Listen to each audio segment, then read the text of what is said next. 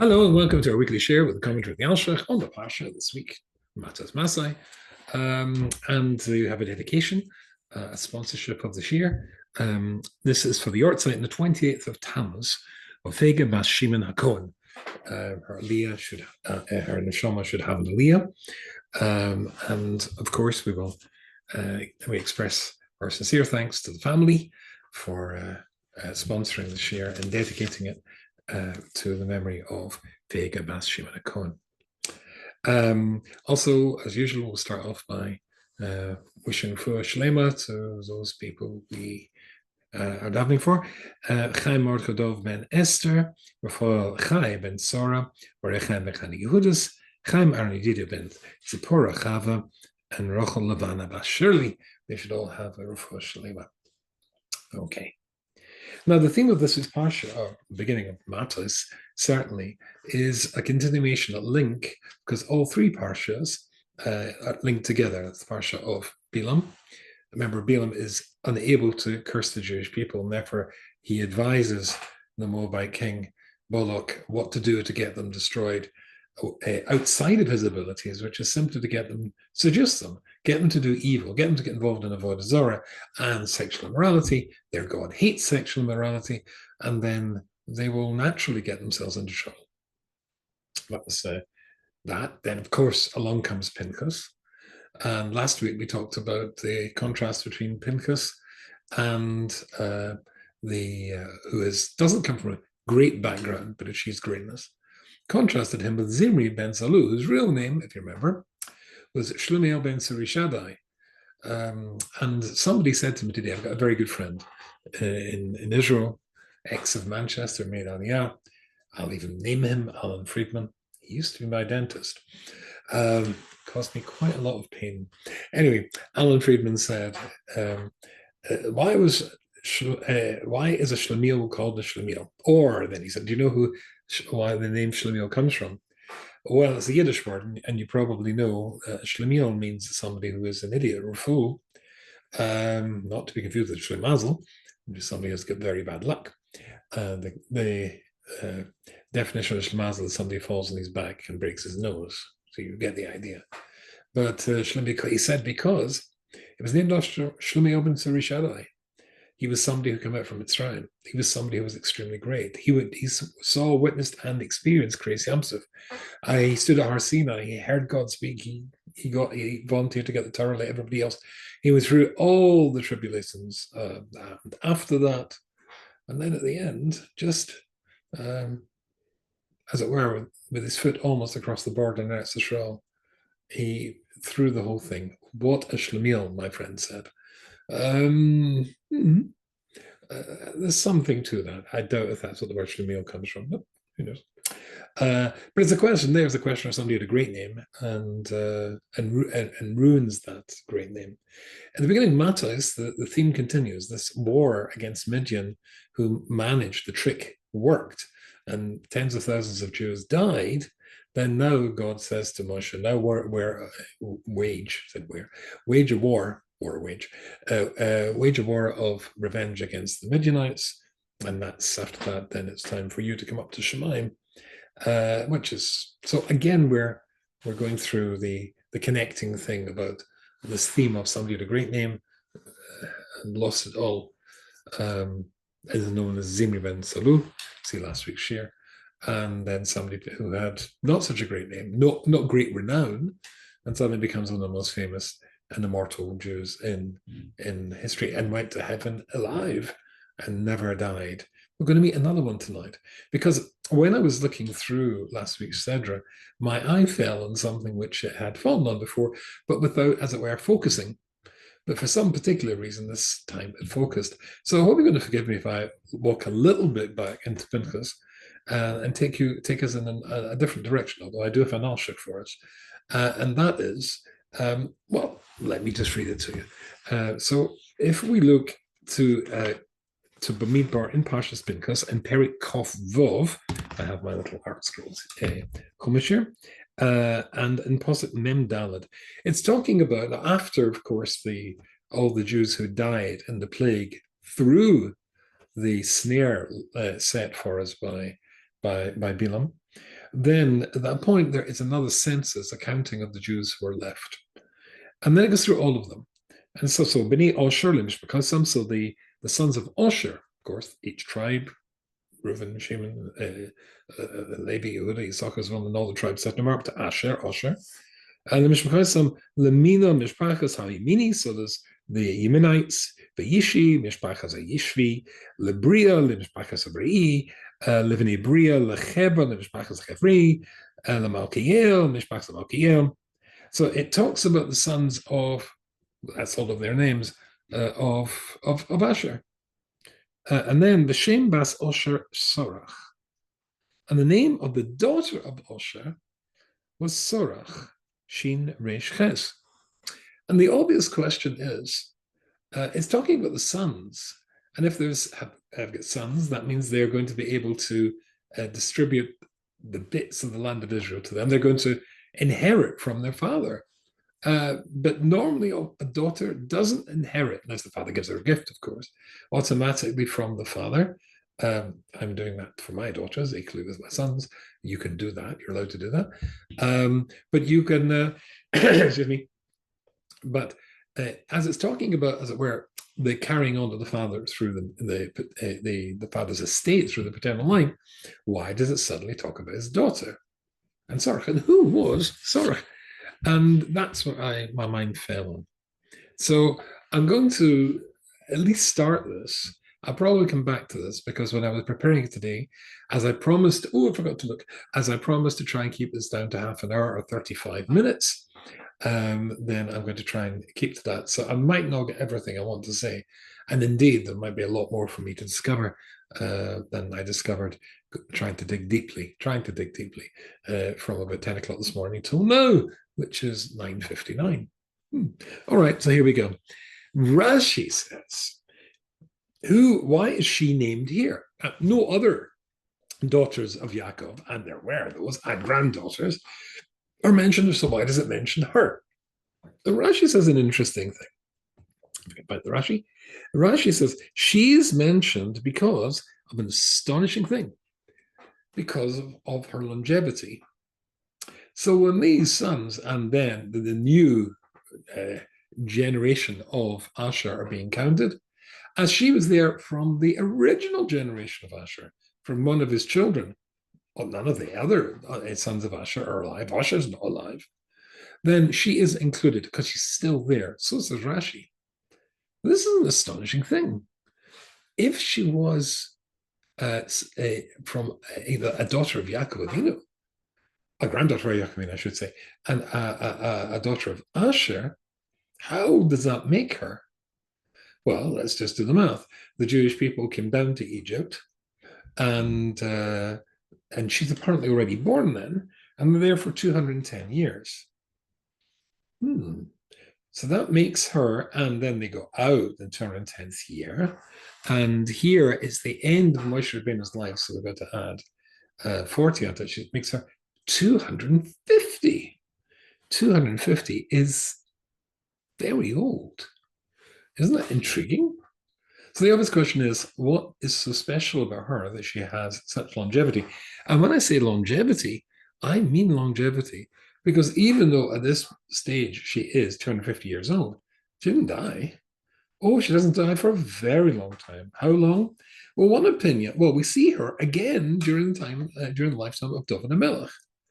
So that's 400 years after this. That therefore takes us to 600. She was going to be around about 600.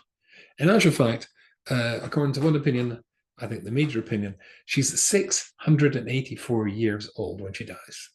And that's very, very long. So the real question is, what did she do, or who was she? What was so special about her that's going to allow her to live for 684 years? But that's only, again, just one opinion. There's another opinion, and I can't resist reading this to you. And this is, you'll find this in Kuf Gimel of this Sefer here. Excuse me. And when it's discussing the life of her, the length of her life, the Sefer is called Sefer Eshes Chayil, appropriately enough. And it's this Sefer is, I just found this recently, lent to me by somebody. It goes through all the great women of Tanakh and of the Talmud and gives you a brief extracts from the Talmud, stories about them and incidents from their life. So she is, well, I'll read this bit to you. She was one of the people who went to Mitzrayim. Was a gam mi boy oretz. She's going to be very, very long lived. The Radak, the famous commentator, the Radak already points this out. But Himaricha Yom Kol Kachs is Serach Bas Asher. If Serach, the daughter of Asher, lives so long, Alpha Bisha Reina Sharicha Yomim Rabim Shoya Nimno Al Boy B'Sraima, then the boy Horus, Boy Shrasa as the Pachas Masai V'Chamesh Shana is at least 250 years old, as we said. But if you work out, she was really, in the entirety of her life, she's actually, as we said before, 684 years of age. So really the question is, what did she do that's so good? But there's another little bit here which I would like to read to you. It's from the Psikta Rav Kahana, which I suppose we could just call her a midrash. Huva Rabbi Yochanan, an incident with Rabbi Yochanan ben Zakkai. He lived from, if I remember rightly, 70, just after the destruction of the base of Mikdash.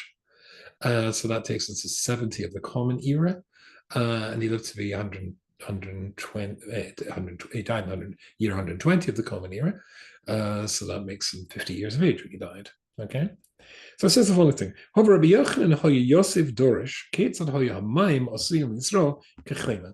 So he was giving a shir one day, so therefore he has to be more than if he was born in the year 70 of the Common Era, and he's giving a shir. Let's assume he's about 20, total guesswork, but let's imagine that.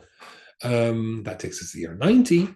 Then he was explaining to his audience exactly how what it looked like when the Jews went through the Red Sea.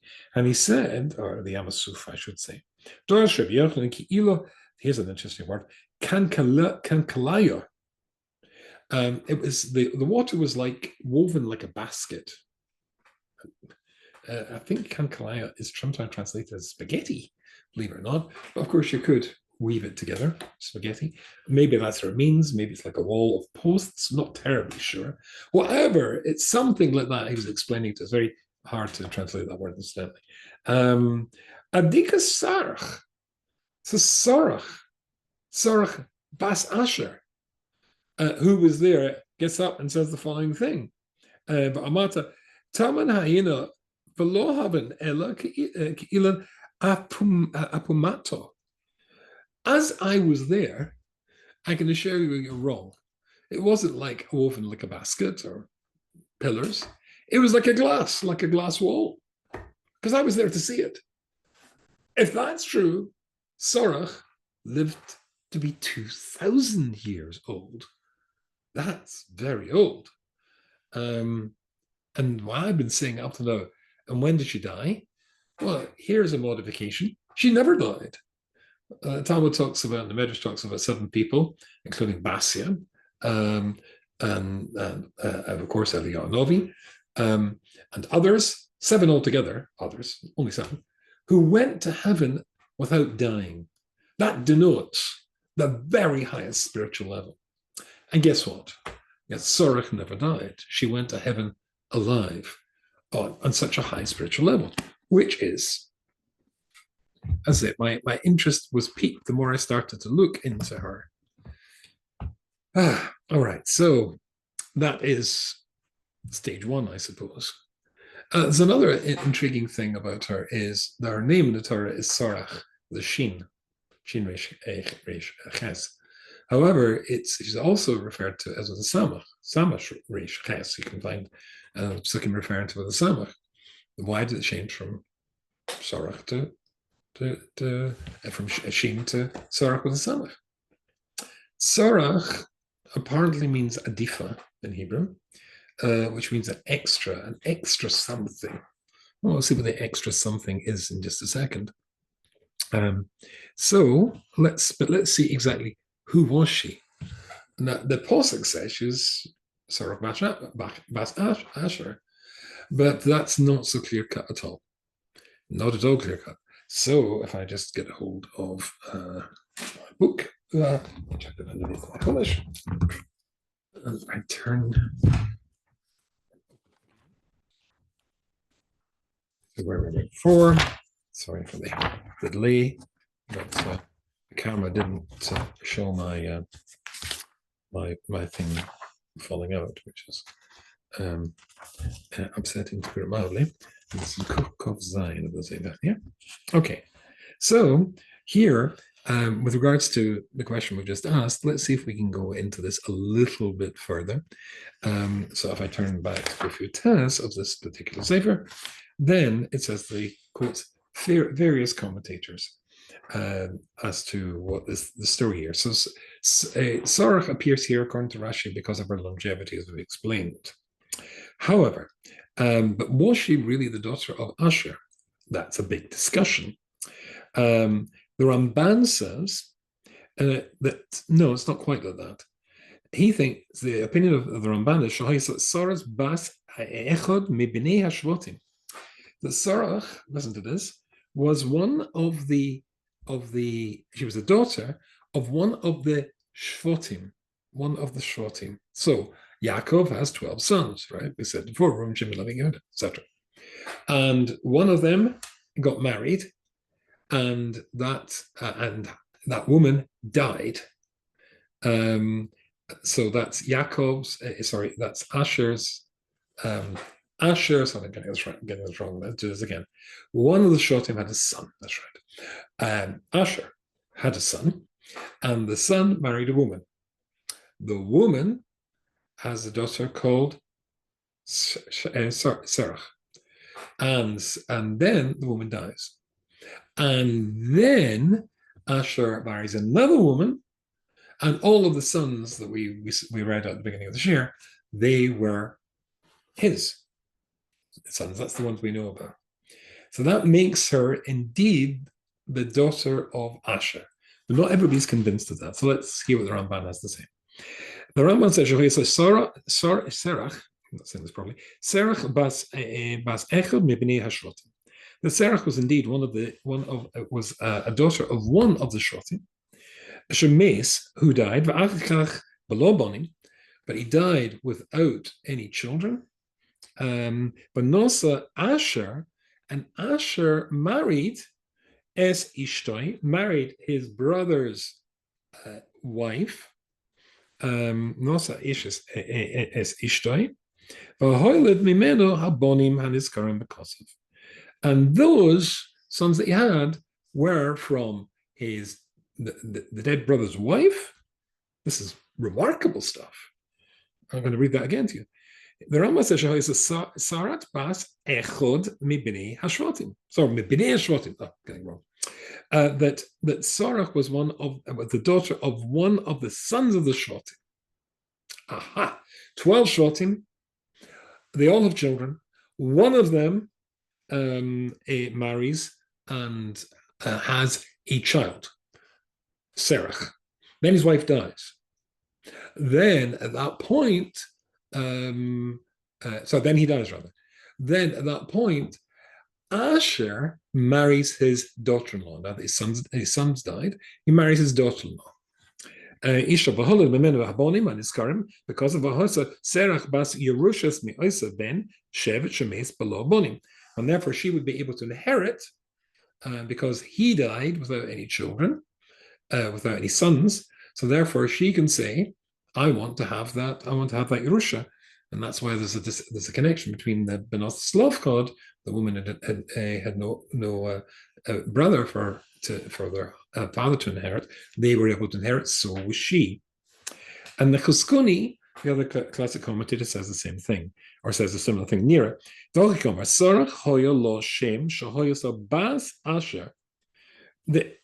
is she called Bas Asher when clearly she's not Bas Asher?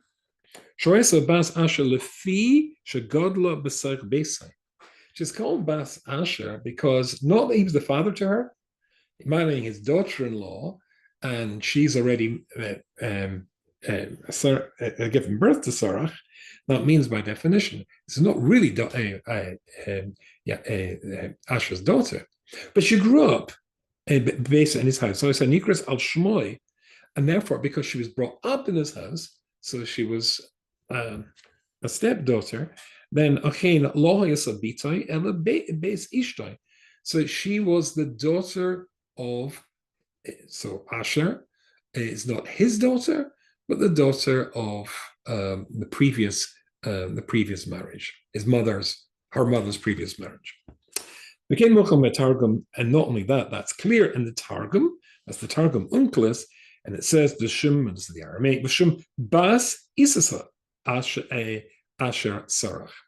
And the daughter, our posuk says, let's remind yourselves, and the daughter, if I can find it, which I can't, the Shem Bas Asher Serach, but the Targum Unclis translates as the Shem Bas as Isasa, the daughter of the wife of Asher was Serach.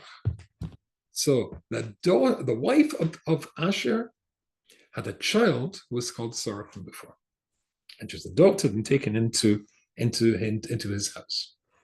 Interesting. Therefore, she's a Bas Asher. However, the Chizkuni continues and says in the following thing. Okay, he says, another opinion is that we said before that Serach means extra, somebody who is has an extra endowment of something, and her extra endowment was the Masim Tovim Uba Chasidus. She was full. She was a Chasidus, a female Chassid. She was full of saintliness, Masim Tovim Chesed. That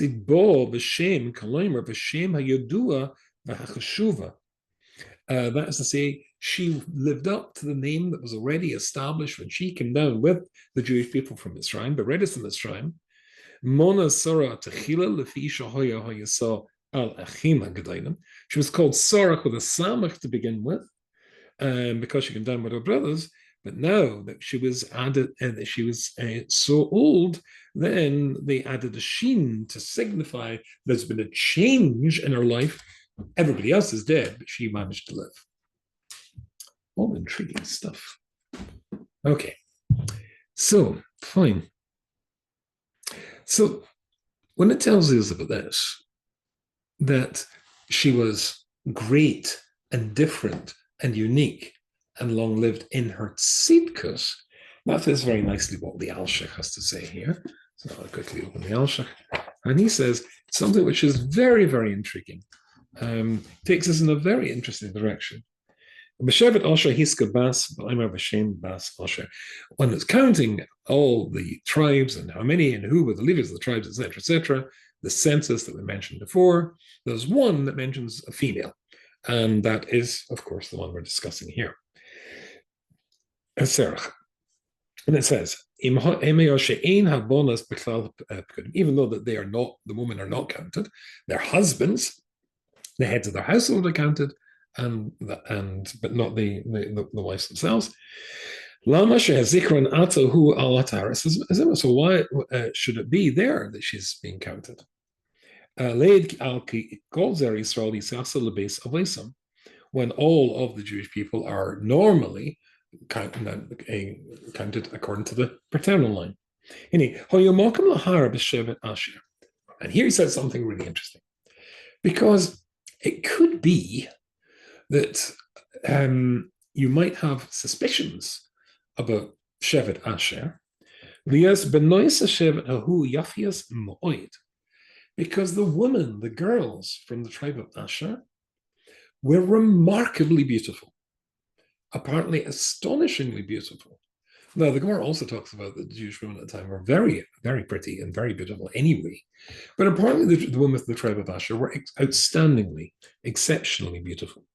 The Gemara says in Parshas Medrash says Rabbah, listen to this. And you can see that he says,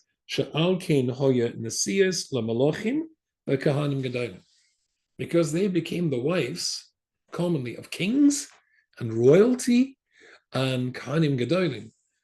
I've got another share when I point out how we know that Ashes Potiphar, who tried to seduce Yosef, was in fact an extremely beautiful woman, And because, as the Talmud says, her father was a government minister, sorry, her husband was a government minister, an extremely rich man. And extremely rich men tend to marry extremely beautiful women. Well, those of power in those days were royalty in the Jewish world and Kohanim Gedolim. That's the highest echelons. And they chose specifically an Asherite lady because they were just such beautiful women.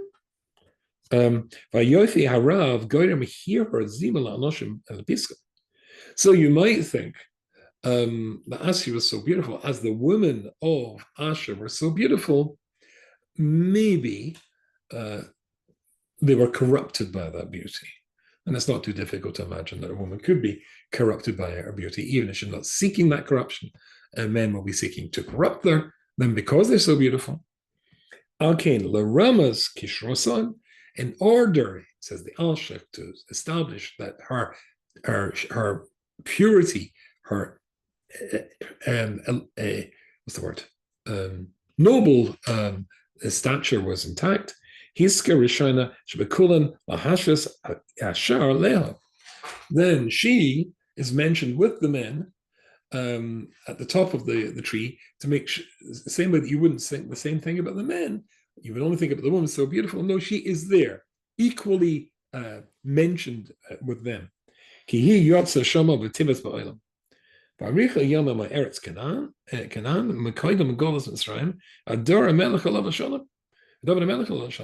she lived, the Alshich only stops there, to the time of David Melech, which, as we said before, was, 684 years.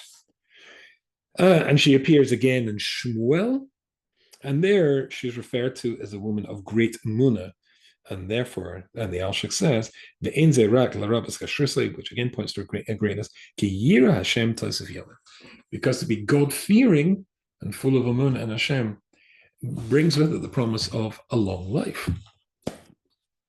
When Yaakov is told that his son Yosef is alive, who is he told by?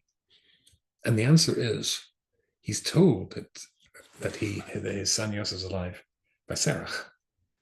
It was she, with the brothers, who went down back to Canaan to say Joseph's alive. And the Medrash says she knew he was alive through her Nevias. So she's somebody who's a Neviah as well. And that's the highest possible level to be on, that she's a Neviah. Actually, of course, not every Navi went to Shemayim. So I suppose if she went to Shemayim alive, that's the indication of the highest level. But more than that, not only was she given that job, to which Yaakov, the Medrash said, as you've told me my son is alive and not dead, you won't die and you'll be given perpetual life. So it was a bracha from Yaakov Avinu. But more than that, when Moshe Rabbeinu, as we all know, came to tell the Jewish people that Hashem had appeared to him at the burning bush, etc., the exile is over, it's time to leave. They didn't believe him for two outstanding reasons. The tradition always was that the Jewish people would be exiled in Egypt for 400 years. And now they're getting out after 210, and that's a deficit of 190 years. So they were skeptical about that.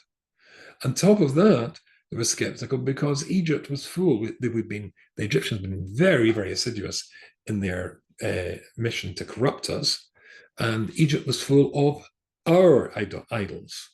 We had gone over completely to the Egyptian form of idolatry. So we don't deserve to go out. But Moshe said that to Hashem, and Hashem said to him, "Don't worry. The one that I'm Pakadati. When I say I'm going to remember you, I'm going to remember you." But that was a code, because that was in the tradition that there was going to be somebody, the real Mashiach, the real Mashiach of Klal Yisrael, when he came, he would use those words, Pakadati. When they came and they couldn't find in their hearts to fully embrace belief in Moshe, they turned to Serach. Remember, she's been there from the beginning. And she said to them, says the Medrash, what did he say that Hashem said to him? When he used those words, she said, that's him. But there was a problem, because there was still doubts in their mind. However, interestingly, when Hashem says it's time to go out, time to leave, now after the 10 plagues, etc., it's time to leave, there was a delay because a promise had been made to Yosef that he would be taken out with them. The bones of Yosef, which had been concealed, the body of Yosef would be taken out with them. And it was a solemn promise. Moshe and the Jewish people were frozen and couldn't move forward and go to the Exodus until they'd located Yosef. And then, as it were, the 10th plague could occur. Moshe, says the Medrash, went round the capital city of the Egyptians, which of course he used to be an Egyptian prince in, trying to locate where Yosef could possibly be buried for 3 days. And when Serach saw that he was exhausted and had no success, she said, "Why are you so tired?" And he said, "I've been looking for Yosef. I haven't a clue. I just don't know where to start."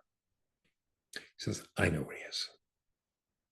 She was the one who was entrusted not only with the secret code, but also the secret location of Yosef's coffin in the Nile. And of course, as we all know, miraculously it lifted out of the Nile and they took Yosef with. So not only was Serach the one to bring news of Joseph's still being alive to Yaakov, but she was able to bring Yosef out with her, or the Jewish people were, through her actions as well. And one of seven people to go to Shemayim. How did she do this? Well, I'm not going to get that in my half-hour share, so maybe I'll come back to this, and I hope I will next week. I have been busy working on this all day, and it's all pretty Kabbalistic stuff. The Kabbalistic stuff is hard to squish into just a few minutes. But I will start with, as today I finished learning Mishnayos again, finished learning the last Mishnah in Saita. And then you find where Pinchas ben Yair talks about the madrig as the level a person has to go through in order for him or her to come to Ruach HaKodesh, divine inspiration, which is the stage before Nevi'us. This, of course, was immortalized. Well, it's immortalized because it's in the Mishnah, but this is fully developed as a concept in the famous book Mesilas Yesharim. Famously, Reb Simcha Zissel was a Talmud of Reb Yisrael Salanta, was once asked the question, did Reb Yisrael Salanta have Ruach HaKodesh? So he looked and he said, did he have Ruach HaKodesh? Ruach HaKodesh, as Reb Pinchas ben Yair says, quoting our Mishnah, Zrizes and all the levels, Zahiras, that take you to the final destination of Ruach HaKodesh. I can testify that Reb Yisrael Salanta went through all of those levels. Whether or not at the end of it, Hashem wants to activate that Ruach HaKodesh, turn it into Nevi'us and speak to you, that's up to him. Was he worthy of that? That I could tell you that he went through all of the stages that could provide that. What was it that she did? How great was her chesed? Examples? I'm going to have to come back to that next week. But I kind of think it's going to be worth waiting for. I look forward to seeing you. I hope you've enjoyed that little introduction to a topic. And I wish you good Shabbos. See you next week.